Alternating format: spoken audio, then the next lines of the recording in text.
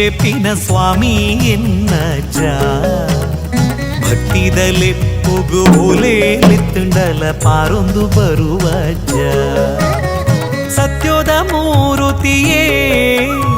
ಭಕ್ತಿಗೆ ಒಲಿಯುವರೇ ಧರ್ಮದ ಜ್ಯೋತಿಯೇ ಮುಕ್ತಿನ ತೋಜವರೇ ನಂಬಿನ ಭಕ್ತರೆಗಿಂಬುನು ಕೊರುದು ಕಾತೊಂದು ಬರ್ತಿನ ಸ್ವಾಮಿ ಎನ್ನಜ್ಜ ಅಜ್ಜ ಎನ್ನಜ್ಜ ಸ್ವಾಮಿ ಕೊರಗಜ್ಜ ಸತ್ಯದ ತೊಡರಾಯರೇ